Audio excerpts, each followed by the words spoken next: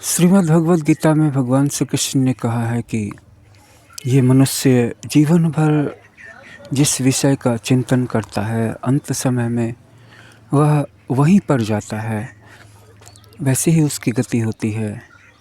इसलिए पितरों की पूजा करने वाले, पितरों का चिंतन करने वाले, पितरों के प्रति श्रद्धा से भरे रहने वाले, पितरों को ही अपना सब कुछ मानने वाले अंत में पितरों को प्राप्त होते हैं, और देवताओं को पूजन करने वाले देवताओं को प्राप्त होते हैं, तथा मेरा भक्त अंत में मुझे प्राप्त होता है।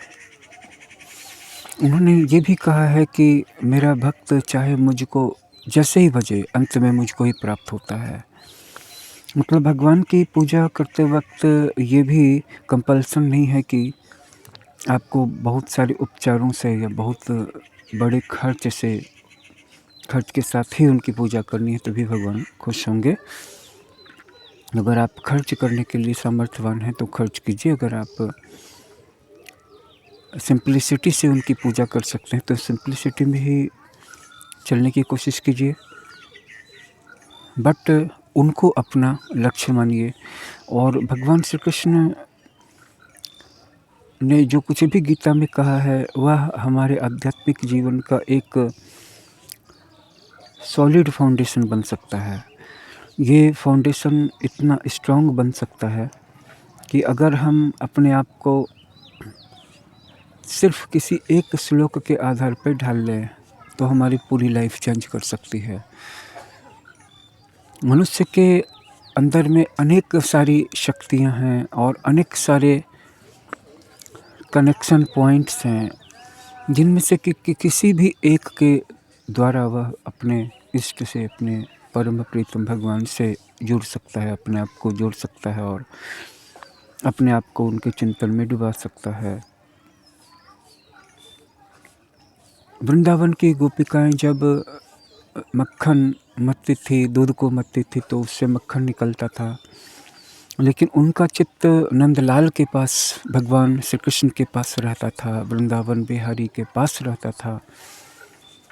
और ऐसे ही आप जो भी काम करें, जिस तरह की भी आपकी वृत्ति हो, रोजगार हो, कार्य हो, वर्क हो, आप उस कार्य को करते रहिए और लोगों के साथ यथा योग्य व्यवहार करते रहिए, लेकिन अपने चित्त की डोरी को, मतलब अपनी दृष्टि को भगवान पर ही रखिए। ये दृष्टि क्या चीज़ है? ये दृष्टि है अंदर की अभिलाषा, कि मेरे सामने कई तरह के लोग आते हैं या कई तरह की चीज़ें घटती हैं, लेकिन जब उसमें से कोई बहुत ही खूबसूरत चीज़, बहुत ही आकर्षक चीज़ मेरे सामने आ जाती है तो मेरी आँखें बिल्कुल से खुल जाती हैं और मेरी आँखें फैल जाती हैं और मैं उसको देखने लगता हूँ। और अगर वहाँ पे ये रेस्ट्रिक्शन है कि नहीं, इस तरह से मैं आँखें उठा के नहीं देख सकता हूँ, तो मैं नज़रें बचा करके भी एक बार देखूँगा, लेकिन देखूँगा, क्योंकि ये जो बात देखने की हो रही है, इसका संबंध मेरे बाहर की आँखों से नहीं है, बल्कि मेरी अंदर की आँखों से है। जो अंदर वाली आँखें हैं, क्वालिटी इन आँखों के अंदर में जो आँखें हैं, कि जहाँ पे मेरी रियल नीड है, जहाँ पे मेरी ट्रू ज़रूरत है, तो उसको मैं चाहे बाहरी आँखों से एक्सप्रेस करूँ या ना करूँ, लेकिन जब भी उस चीज़ की चर्चा चलेगी या जब भी वो रेफ़रेंस मेरी नज़रों के सामने आएगा, तो चाहे मैं भर-भर करके आँखों से देखूँ या नज़रें चुरा करके देखूँ, मैं देखूँगा। तो इसी तरह से जब भगवान की चर्चा चले तो हमारा दिल भर आए, हमारा कंठ रूंध जाए, हमारी आँखों से आँसू बहने लगें, और इस तरह की भावदशा जब चित्त में आ जाएगी तो चित्त का कनेक्शन जो है हमारा भगवान से जुड़ जाएगा और भगवान का ही चिंतन हो, भगवान का चिंतन लगातार जारी रहे। इसके लिए भगवान के पवित्र ग्रंथों का स्वाध्याय कीजिए, उनकी लीलाओं का चिंतन कीजिए, उनके स्वरूप का चिंतन कीजिए, मेडिटेशन कीजिए। मेडिटेशन की प्रणाली आपको हमारी चैनल पे अलग-अलग जगहों पे कई बार बताई जा चुकी है और आगे भी बताई जाती रहेगी। किसी भी वीडियो में मेडिटेशन की चर्चा ज़रूर होगी, क्योंकि जो चैनल है इसके जितने भी फाउंडेशंस हैं, जैसे कि एनर्जी है, जैसे कि ट्रांसेंडेंस है, जैसे कि इवोल्यूशन है, जैसे कि एनर्जी ब्रीदिंग है, एनर्जी हीलिंग है, या ऊर्जा क्रियाएं हैं, तो उन्हीं में से बहुत सारी यौगिक क्रियाएं भी हैं और उन्हीं में से एक मेडिटेशन का सब ब्रांच भी है। और मेडिटेशन अपने आप में सब ब्रांच है, लेकिन अपने आप में एक महामार्ग भी है कि इसमें व्यक्ति को ना कोई क्रिया, जप, तप, अनुष्ठान, कर्मकांड, रिचुअल नहीं करना पड़ता है अगर वो नहीं करना चाहे तो। अगर किसी की अभिरुचि है कि नहीं मुझे कर्मकांड करना ही है, मुझे इसमें अच्छा लगता है, या फिर सरल रिचुअल जैसे कि दीपक जलाना, अगरबत्ती जलाना, पुष्प अर्पित करना, तो और जहाँ पे डिफ़िकल्ट वाले रिचुअल हैं, डिफ़िकल्ट प्रोसेस है, तो अगर किसी को उसी में रुचि है तो वो कर सकता है। अगर किसी की उसमें रुचि नहीं है तो भी कोई बात नहीं है, सिर्फ मेडिटेशन के द्वारा वो जुड़ सकता है। तो बात तो सिर्फ लक्ष्य को ऊंची रखने की नहीं है, दृष्टि भी ऊंची रखनी होगी। और दृष्टि ऊंची रखी जाती है जब आप अपने चित्त का संबंध परमात्मा कृष्ण से करते हैं। तो जो आपका चित्त है वो कहाँ पर है, वही आपकी दृष्टि है। मैं यहाँ पर आपसे बातें कर रहा हूँ, लेकिन मेरा चित्त कहाँ पर है? आप मेरी बातें यहाँ पर सुन रहे हैं, लेकिन इस वक्त राइट नाउ आपका चित्त कहाँ पर है? और मनुष्य बहुत तरह का मनुष्य है। आप अपने फिजिकल सेल्फ को भी अपना ट्रू सेल्फ समझ सकते हैं कि ये शरीर आपका सेल्फ है, ठीक है। और इसके पीछे जो मन है, जो अलग अलग विषयों के पीछे भागता रहता है, और जो आपके शरीर की विभिन्न अवस्थाओं और ज़रूरतों को लाइक एन इंडिकेटर, जैसे कि एक सुई काँपती है, टायर में हवा कम होती है तो नीडल गिर जाती है, और टायर में हवा भर जाती है तो नीडल ऊपर उठ जाती है। वैसे ही आपका मन ना आपके शरीर की ज़रूरतों, पीड़ाओं या खुशियों को, आनंद की मात्रा को नीडल की तरह दिन रात इंडिकेट करता रहता है। तो शरीर से बहुत ज़्यादा लगाव रहेगा, शरीर से बहुत ज़्यादा आत्मीयता रहेगी, कनेक्शन रहेगा, क्योंकि आपको ऐसा लगता है कि इतनी खुशी है शरीर में, भौतिक वस्तुओं में, तो फिर आप क्यों आध्यात्मिक वस्तुओं की तथाकथित अवस्थाओं की खोज करेंगे? क्योंकि तब यहीं पर आपके लिए सब कुछ, आपकी सारी नीड्स यहीं पे फुलफ़िल्ड हो रही हैं, और ये दुनिया आपके लिए फुलफ़िलमेंट का एक साइनोनिम है, एक पर्यायवाची शब्द है। जब तक दुःख नहीं मिलेगा तब तक फिर इस संसार और इस शरीर से अलग होने की बात आप सोचेंगे ही क्यों? और उसमें भी एक लेवल है, वो लेवल काफ़ी हायर है, वो बाद में आता है। वो लेवल ये आता है कि जब आप इस शरीर को भी अपनी मुक्ति की प्राप्ति का एक ज़रिया समझते हैं और उस रूप में इसे इस्तेमाल करना चाहते हैं, और मुक्ति को भी समय पर नहीं छोड़ देते हैं कि मुक्ति जब भी हो, इस जन्म में हो, 1000 जन्म के बाद हो, मैं मुक्ति के पीछे नहीं हूँ। तो ये भी एक बहुत बड़ी रिलीफ है, क्योंकि कुछ व्यक्ति तो सांसारिक सुख सुविधाओं के पीछे, भौतिक लालसाओं के पीछे हैं, और इस वजह से उनके एनर्जेटिक ऑरा में एक वॉइड क्रिएट है, एक गैप क्रिएट है, एक होल है। WHOLE वाला होल नहीं, बल्कि HOLE होल, यानी कि एक शून्य, एक छिद्र।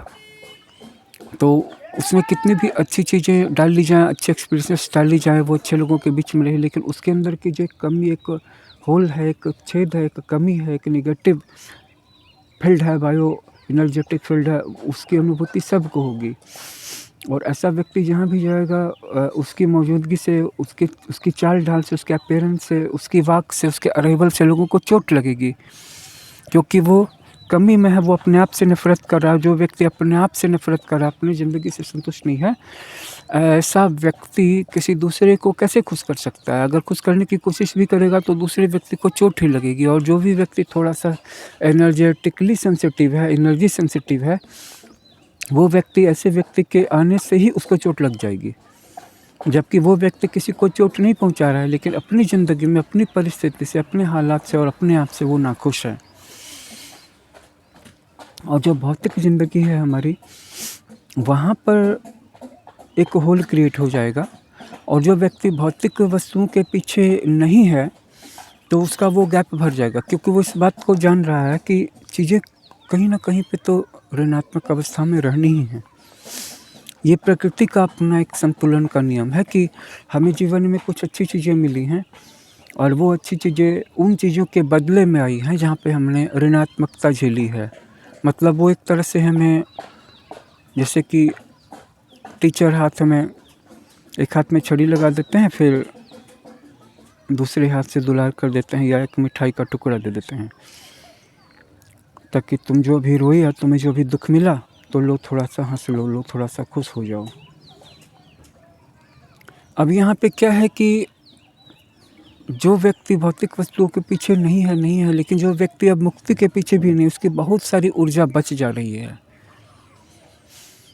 और जो भी व्यक्ति इस बात को समझ लेता है कि न तो भौतिक वस्तुओं के ही पीछे भागना है, बल्कि मुक्ति के पीछे भी नहीं भागना है, क्योंकि मुक्ति के पीछे भी भागना जो है आपके जीवन की हर चीज़ को एक इंस्ट्रूमेंट बना देता है। मतलब आप हर चीज़ को एक सौदा कर रहे हैं आप, जबकि मुक्ति जो है ना, वो अचाहना से आती है। मतलब किसी भी चीज़ की नॉन डिजायर, नॉन एक्सपेक्टेशन, ये स्टेट जब आ जाएगी, तो अब सवाल उठता है कि क्या इस स्टेज तक हम कभी पहुंच भी पाएंगे, या इसकी सिर्फ बातें ही होती रहेंगी। तो भारतीय मनीषा कहती है, भारतीय दर्शन शास्त्र भी कहता है कि ये स्टेट या ये स्टेज ऑलरेडी हमारे अंदर में है। ये डिवाइन स्टेज ऑफ लिबरेशन है, एनलाइटनमेंट है, फ्रीडम है। तो आप कब गए थे बंधन में? बंधन में कभी गए ही नहीं थे, आप हमेशा मुक्त ही थे। तो इन बातों को जब आप समझ लेंगे, तो मुक्ति के पीछे भागना आपका बंद हो जाएगा। और एक तरफ आप भौतिक वस्तुओं के पीछे हैं और एक तरफ आप मुक्ति के पीछे हैं, तो बात तो एक ही हो गई ना, क्योंकि बात वही हो रही है। लेकिन हाँ, फिर भी लोग मुक्ति के पीछे भागेंगे, और फिर वहाँ पर जा कर के उनको ये बात समझ में आएगी कि जो भी व्यक्ति सच में मुक्ति पाना चाहता है, वो तो मुक्ति के पीछे भी भागना छोड़ देगा, क्योंकि वो मुक्ति के पीछे इसलिए भाग रहा है क्योंकि अब उसको दुख से परेशानी है, अब उसको दुख से भागना है। पहले दुख की ओर भाग रहा था, हाँ, सुख पाने के लिए भाग रहा था, सुख के नाम पे भाग रहा था, क्योंकि दुनिया का नियम यही है कि आप भागते हैं किसी न किसी चीज़ के पीछे, भागते ही रहना पड़ता है। यहाँ पे किसी न किसी से विरोध तो चलता ही रहता है, और यहाँ कोई न कोई विचार मन में तो चलता ही रहता है, और किसी न किसी चीज़ के पीछे तो भागते रहना ही पड़ता है, चाहे वो कोई कमी हो, जैसे कि आपको कोई लोन ही तोड़ना है, तो हालांकि आप यहाँ पे उसके बारे में नहीं सोचे तो ये ज़्यादा हेल्पफुल होगा। लेकिन अगर आप किसी चीज़ के बारे में ज़्यादा सोच रहे हैं, तो आप हो गया, भाग रहे हैं उसके पीछे। और अगर आप किसी चीज़ को पाना चाहते हैं, मतलब उसकी ज़रूरत नहीं है, कोई चीज़ आपको खरीदनी है, नया स्मार्टफोन खरीदना है, और आप भी जानते हैं कि इसके पहले आपने कितने स्मार्टफोन्स खरीदे होंगे, 3 दिनों के बाद वो पुराने हो जाते हैं, 3 दिनों तक उनमें नयापन आपको लगता है। तो फिर भी भाग रहे हैं डिजायर्स के पीछे ही सही, लेकिन भाग तो रहे हैं। अब आपको इस संसार में दुख महसूस हो गया, पहले आप आनंद प्राप्ति के पीछे भाग रहे थे, लेकिन आनंद के अंदर, आनंद के पीछे, आनंद के बाद और आनंद के पहले भी दुख मिला, और दुख बड़ा मिला। जितना आनंद में सुख नहीं मिला, उससे ज़्यादा बड़ा दुख मिला, क्योंकि वही तो उसकी कंपनसेशन है, वही तो नेचर की कंपनसेशन पॉलिसी है कि आपको अगर कुछ चाहिए तो पहले उससे बड़े अमाउंट का दुख आप अनुभव कर लो, क्योंकि भाई महंगाई बढ़ गई है और दुख बढ़ते ही चले जा रहे हैं। ये बात हमने इससे पहले के एक वीडियो में कही कि दुनिया में और हमारे देश में पैसा पहले से बढ़ा है, लोगों के रहन-सहन की स्थिति में थोड़ा बदलाव आया है। ठीक है कि हम भारत की तुलना सिंगापुर, दुबई या चीन से अभी नहीं कर सकते, लेकिन भारत में भी बहुत जगहों पे समृद्धि आई है। लेकिन जहाँ पर समृद्धि नहीं आई है, जहाँ पे इस टाइप की लाइफ है कि अगर कोई व्यक्ति काम कर रहा है तो उसकी स्थिति अच्छी चल रही है, और अगर काम करना छोड़ दे तो अगले ही महीने से उसका खाना पीना बनना बंद हो जाएगा।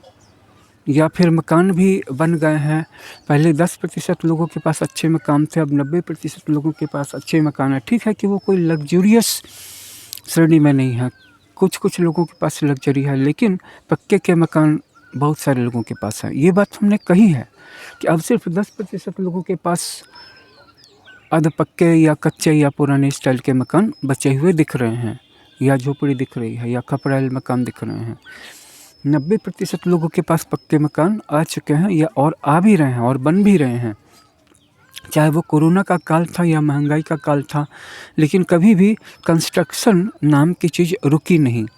ना रोड कंस्ट्रक्शन रुका, ना पुल का कंस्ट्रक्शन रुका, मतलब सरकारी कंस्ट्रक्शन भी नहीं रुका।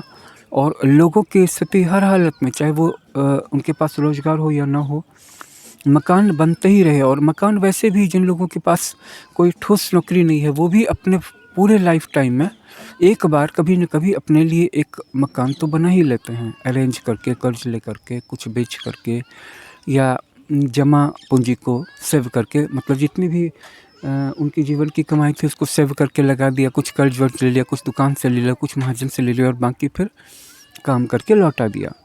ये सिचुएशन है कि मकान तो बन ही रहा है, लेकिन इस सब के बावजूद भी कि रहन-सहन का स्तर ऊँचा हो गया। 1990 के कुछ समय के बाद जब कोई व्यक्ति स्प्लेंडर गाड़ी चलाता था 2000 ईस्वी के आसपास में, तो लोग बाहर निकल के देखते थे कि गजब गाड़ी है, गजब मालदार सवारी है, गजब शाही सवारी है। लेकिन अब घर-घर में बाइक हैं, और सारी बाइक्स यूनिक हैं। चाहे वो बिल्कुल लोअर सीसी वाली हो, 100 सीसी वाली हो, चाहे बिल्कुल 250-350 सीसी वाली गाड़ी हो। कौन सा ऐसा घर है जिसके घर में 1 या 2 या 3 बाइक्स नहीं हैं? हाँ, वही 1%, 2% घर ऐसे होंगे, या 5% घर ऐसे होंगे जिनके पास बाइक्स नहीं होगी। बाइक सबके घर में आ गई, मकान करीब-करीब सबके घर में आ गए। हाँ, ठीक है, अभी हाई स्टैंडर्ड की एजुकेशन हमारे देश में सब जगह नहीं आई है, और जो मज़दूर हैं उनमें भी सब ट्रेडिशनल वे वाले हैं, सारे के सारे स्किल्ड नहीं हैं। फिर भी रोज़गार के साधन बढ़े, फिर भी मार्केट ज़्यादा चकाचक हो गए, फिर भी हर एक चीज़, चाहे वो लग्जरी की हो, चाहे फर्नीचर की हो, चाहे गारमेंट की हो, चाहे कॉस्मेटिक्स की हो, चाहे रेस्टोरेंट हो, चाहे होटल्स हों, चाहे व्हीकल्स हों, 2 पहिया गाड़ी, 4 पहिया गाड़ी, हर एक चीज़ की दुकानें बढ़ी हैं, और वहाँ पे भीड़ बढ़ी हुई है, महंगाई के बावजूद भी। लेकिन मैं बात ये कहना चाह रहा था कि दुःख भी बढ़ा है। दुःख क्यों बढ़ा है? क्योंकि अब चीज़ें जल्दी प्राप्त हो जा रही हैं, आसानी से किसी को भी मिल जा रही हैं। लेकिन जब कोई भी चीज़ आप लेते हैं तो उसका एक कंपेंसेशन होता है, और उसकी एक प्राइस होती है, और वो प्राइस सिर्फ़ उसकी मनी वैल्यू में ही नहीं होता है, बल्कि उसकी एक फीलिंग भी होती है कि जितनी खुशी उससे आपको मिलेगी या मिली, उससे ज़्यादा बड़ा दुःख, उससे ज़्यादा बड़ा गम, ज़्यादा बड़ी पीड़ा, ज़्यादा बड़ी हताशा आपको झेलनी है। उसके पहले झेलिए, उसके साथ-साथ झेलिए, उसके बाद झेलिए, झेलनी तो पड़ेगी ही। और जब इस चक्र को कोई भी मनुष्य समझ लेता है, केवल वही व्यक्ति समझेगा जिसका इंट्यूशन अब जागने लगा है, जिसकी अंतर्दृष्टि अब खुलने लगी है।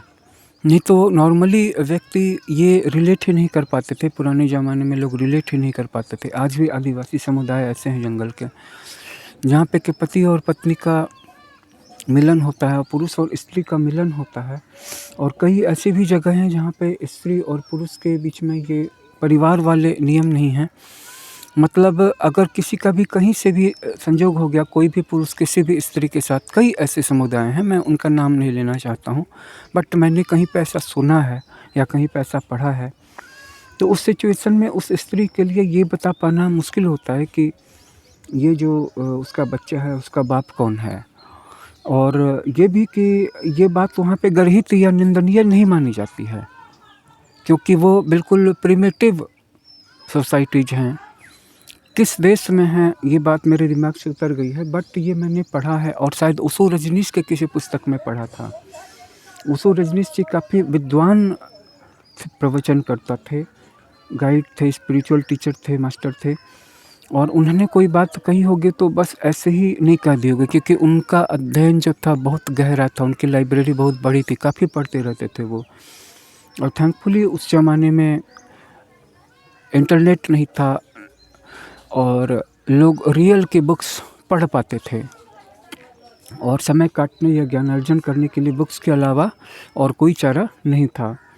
और अगर टेलीविज़न भी आया तो टेलीविज़न में भी शुरू में एकाएक बहुत सारे चैनल्स नहीं आ गए थे, और अगर चैनल्स आए भी थे तो ये ज़रूरी नहीं कि उसमें से ज्ञान और विज्ञान के चैनल थे। तो 90 के दशक में लास्ट में जब ओशो रजनीश जी का महानिर्वाण हुआ था, तो वहाँ पे उस सिचुएशन में उनके पास उस समय में जो साधन उपलब्ध थे, हम ये नहीं कह सकते कि वो बहुत ज़्यादा टीवी से ज्ञान अर्जित करते होंगे, और इंटरनेट तो था नहीं ग्लोबली। तो इंटरनेट अभी आ गया है, जिसके कारण कि आप करेंगे तो क्या करेंगे, आप अगर ज्ञानार्जन करना भी चाहेंगे तो आपके सामने कोई ऐसी चीज़ आ जाएगी, आप उसमें फंस जाएंगे, और बस थोड़ी ही देर, तो 10-20 चीज़ों में आपका ध्यान फंसना है।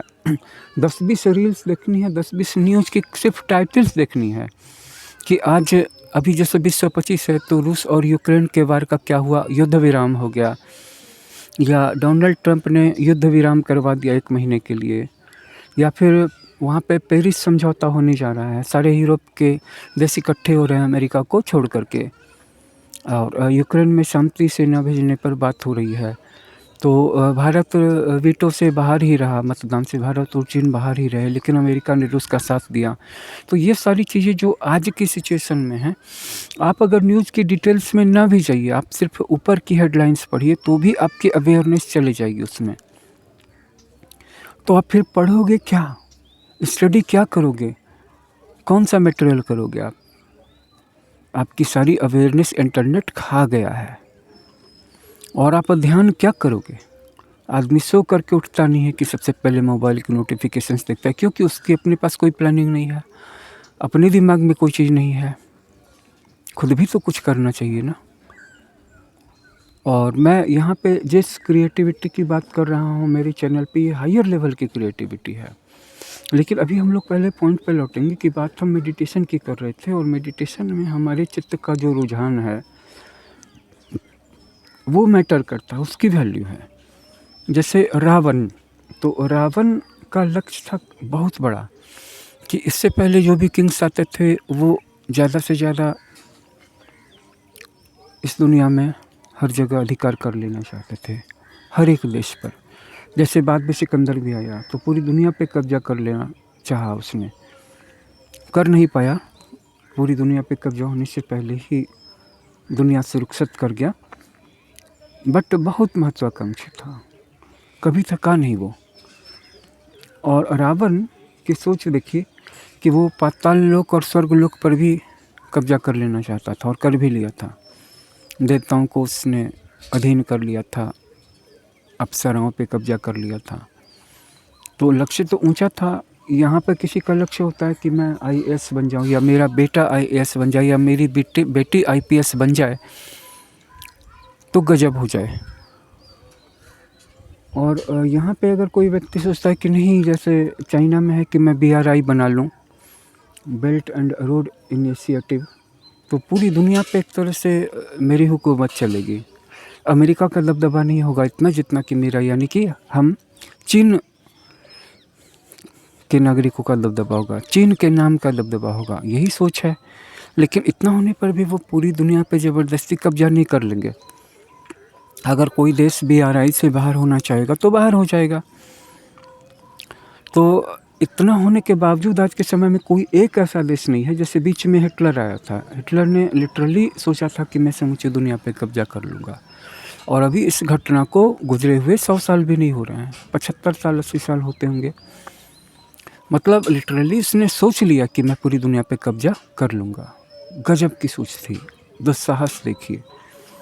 और इस क्रम में उसकी सेनाएं फंस गई, कुछ रूस की ठंडक में फंस गई, कुछ पोलैंड, कुछ यूरोप के दूसरे देशों में फंस गई।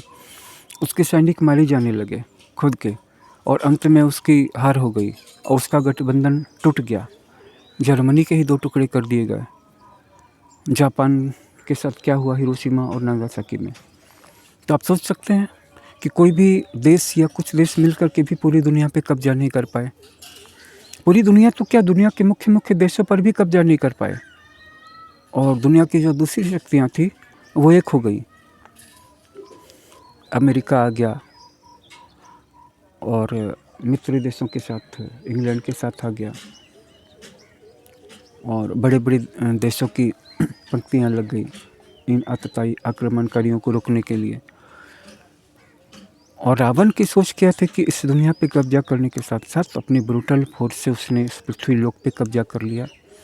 जो मॉर्टल बींग्स हैं, ह्यूमंस हैं, गंधर्वों पे कब्जा कर लिया, नागों पे कब्जा कर लिया, यक्षों पे कब्जा कर लिया, देवताओं पर भी कब्जा कर लिया। क्योंकि देवताओं के पास सैवेज पावर नहीं चलती, ब्रूटल फोर्स नहीं चलती है। देवताओं के पास आपको दिव्यास्त्र, मंत्रों की शक्तियाँ, रिद्धियाँ सिद्धियाँ, महादेव का वरदान, ब्रह्मा जी का वरदान, और उसके बाद उसने युद्ध किया या मंत्र का प्रयोग किया, अस्त्र शस्त्रों का, कुल मिलाकर के उसने देवताओं को भी अपने अधीन कर लिया। इससे पहले ये सुना था कि देवता जो हैं दैत्यों को भगा देते थे स्वर्ग से, या दैत्य लोग स्वर्ग पे कब्जा कर लेते थे, और दैत्यों के डर से देवताओं को छुप जाना पड़ता था। ये बात इसके पहले हमने सुनी थी। लेकिन कोई राक्षस जाति का, और उसके दादा जो थे ऋषि थे यानी मनुष्य थे, तो एक राक्षस जाति का होकर के भी रावण देवलोक पर कब्जा कर लेता है, और पाताल लोक पर भी उसी का कब्जा हो जाता है, और मनुष्य लोक पर भी उसी का कब्जा हो जाता है। तो आप सोच सकते हो कि कितना बड़ा एम्बिशन रहा होगा, कितना बड़ा उसका गोल रहा होगा। और यहाँ पे कोई IAS ही बन जाता है तो अपने आप, कोई SDM ही बन जाता है या DSP ही बन जाता है तो अपने आप को क्या सोचने लगता है, कोई MLA MP बन जाता है तो अपने आप को क्या समझने लगता है। और MLA MP बनने के बाद अगर वो मिनिस्टर बनना चाहिए या चीफ मिनिस्टर बनना चाहिए तो कितना लंबा रास्ता उसको फिर चलना पड़ता है, और बन ही जाए ये ज़रूरी नहीं है। लेकिन इसके बावजूद भी रावण की जो दृष्टि थी वो नीचे थी। और यहाँ पर मैं कह रहा हूँ कि आपकी दृष्टि ऊंची होनी चाहिए, त्याग पर होनी चाहिए। यहाँ पर मैं आपको ये कह रहा हूँ कि अपनी दृष्टि को आप परमात्मा में लगा दीजिए, रिद्धियों सिद्धियों पर अपनी नज़र मत लगाइए। तो आपकी दृष्टि अगर परमात्मा पे रहेगी तो आप परमात्मा में मिलेंगे, और आपको परमात्मा मिलेगा अंत में। फिर आपका लक्ष्य चाहे बड़ा हो या ना हो। धन्यवाद।